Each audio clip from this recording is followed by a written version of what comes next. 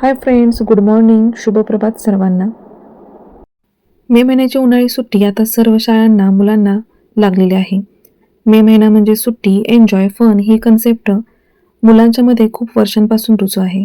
पण आजच्या या धावपळीच्या आणि स्पर्धेच्या युगात सर्व पालकांनी आपल्या पाल्याचे सुट्टीचे नियोजन आणि व्यवस्थापन करणे ही काळाची गरज होऊन बसली आहे. सुट्टी म्हणजे फक्त एन्जॉय नसून ती एक अनमोल संधी आहे नवीन आणि चांगल्या गोष्टी आत्मसात करण्याची. आणि खरोखरच सुट्टीतील दिवसांचे योग्य नियोजन आणि व्यवस्थापन केले तर हे आपल्या पाल्याच्या जीवनाला एक वेगळे परिमाण देऊन जाणारे ठरते.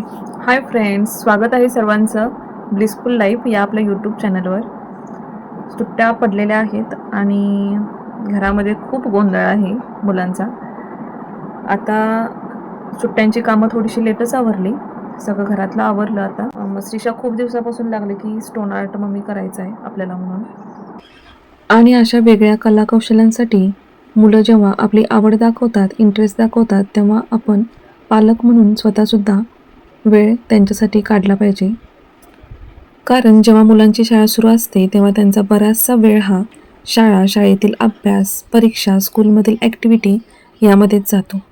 मग एक्स्ट्राच्या ज्या काही करिक्युलम ॲक्टिव्हिटी करण्यासाठी त्यांना जो वेळ हवा असतो तो त्यांना मुळीच भेटत नाही. आणि ज्या मुलांच्यामध्ये सुप्त कला आहेत, एक्स्ट्रा ज्या स्किल आहेत, त्यांना बूस्टअप करणे हे राहून जाते. तेव्हा उन्हाळी सुट्टी, समर व्हेकेशन हा एक असा पर्याय आहे जिथे आपण आपल्या मुलांच्या अशा काही वेगळ्या स्किल डेव्हलप करू शकतो. आजकाल शहरी, निमशहरी भागात उन्हाळी सुट्टी, समर व्हेकेशन स्पेशल वेगवेगळी शिबिरे राबवली जातात. जणू काही त्या शिबिरांचा सुळसुळाटच झाला आहे.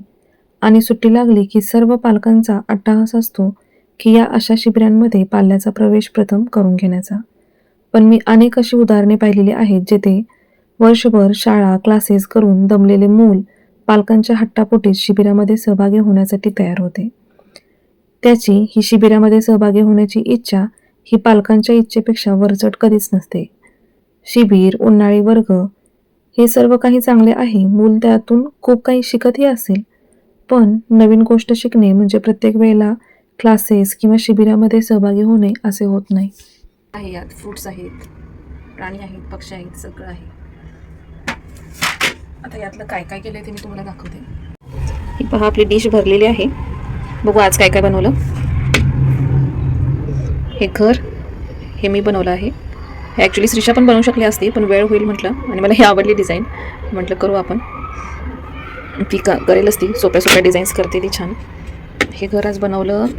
आणि हा अँग्री बर्ड, तिला जो बनवायचा होता अँग्री बर्ड, हा तिने बनवला आहे. नंतर रेनबोसुद्धा तिनंच बनवला. रेनबोची ती खूप फॅन आहे, तिच्याकडे किचनसुद्धा रेनबोचेच असतात.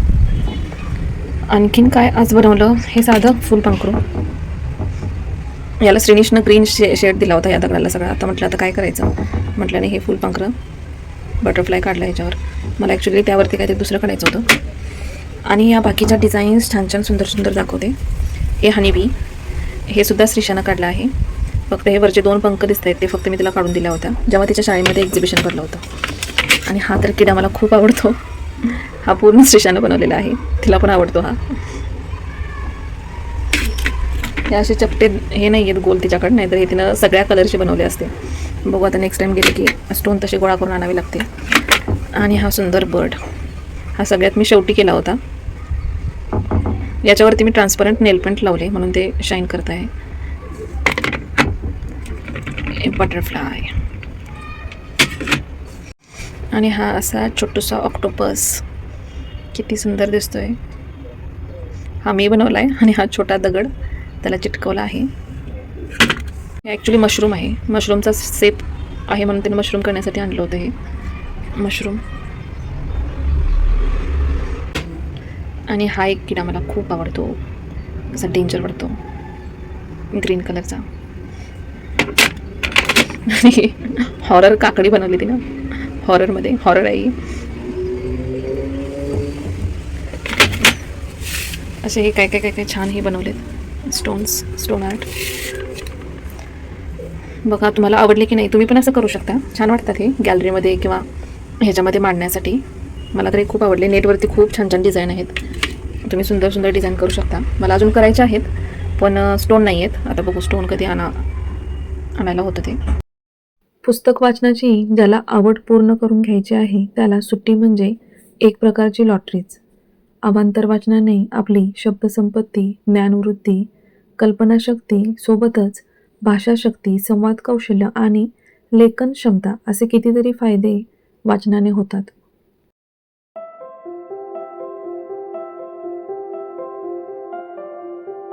तुझा अँग्री बर्डच किती सुंदर दिसायला लागलाय. फिदा झाले मी त्याच्यावरती आज. 6 स्क्वेअर 36, 7 स्क्वेअर 49, ते जरा 2 छोटंसं काढ, अगदी मोठं नको. 2 छोटं कर. 64, 9 स्क्वेअर मोठ्याने सांग. 9 square 81, हम्म. 10 square 100, 11 square 121, 12 square 144, 13 square 15 square 225. आता उद्या 20पर्यंत पाठ पाहिजे काय. आपल्याला 30पर्यंत स्क्वेअर पाठ करायचे आहेत. 13 किंवा 40पर्यंत स्क्वेअर आपल्याला पाठ पाहिजे या ह्याच्यामध्ये. म्हणजे 40. 40. आम्ही 30पर्यंत केलं ते, पण तू 40पर्यंत कर एका महिन्यामध्ये. करशील ना. Indian state and capital: Andhra Pradesh, Amaravati, Arunachal Pradesh, Itanagar, Assam, Dispur, Bihar, Patna, Chhattisgarh, Raipur, Goa, Panaji, Maharashtra, Mumbai, Gujarat, Gandhinagar, Haryana, Chandigarh, Himachal Pradesh, Shimla, Jharkhand, Ranchi, Karnataka, Bangalore, Tamilnadu, Chennai, Kerala, Thiruvananthapuram, Madhya Pradesh, Bhopal, Manipur, Imphal, Odisha, Bhubaneswar, Sikkim, Gangtok, Meghalaya, Shillong, Uttarakhand, Dehradun, west Bengal, Kolkata, Telangana, Hyderabad UP आणि 7 सिस्टर्स स्टेट कुठले कुठले? मिझोरम, हं. आजवाल, मणिपूर, इम्फाळ, त्रिपुरा, अगरतला, आसाम, दिसपूर, काय सांगितलंय पहिला? ए वरनं कुठलं आहे? आसाम, दिसपूर, अरुणाचल प्रदेश. अरुणाचल प्रदेश, इटानगर, ए नंतर काय मग? एम वरून किती आहेत? 3 आहेत. मेघालय, मिझोराम, मणिपूर आणि नंतर लास्ट वन नागालँड आणि त्रिपुरा. असे 7. अल्फाबेटिकल ऑर्डरनुसार हे करायचं, पाठ करायचं. जेव्हा एखादे मूल शहरातून आपल्या आजोळी किंवा वडिलांच्या गावी खेडोपाडी जाते तेव्हा त्याला तिथे खूप सारे अनुभव घ्यायला मिळतात. तिथले वातावरण, शेतीवाडी, जनावरे इथे त्याला खूप काही पाहायला आणि शिकायला मिळते. उन्हाळी सुट्टी ही इतकी सुंदर गोष्ट आहे की ती आपल्या मुलांना खूप काही सारे शिकून जात असते. सख्या चुलत भावंडांच्या सोबत राहताना केलेली मजा, केलेली भांडणे, मौज मस्ती, केलेले काम, ॲडजस्टमेंट या खूप साऱ्या गोष्टी त्याला खूप सारे चांगले वाईट अनुभव देऊन जातात. याच अशा सुट्टीमधल्या मौजमस्तीतून, छोट्या मोठ्या गोष्टीतून मूल स्वच्छतेचा संस्कार, सहकार्याची भावना, ॲडजस्टमेंट अशा खूप साऱ्या गोष्टी ते आपोआप शिकून जाते. सुट्टीमध्ये काय अभ्यास आणि कोणता करावा हे आपण नेक्स्ट ब्लॉगमध्ये सविस्तरपणे पाहणार आहोत. तेव्हा आजचा ब्लॉग कसा वाटला हे कमेंट थ्रू नक्की सांगा. थँक्यू.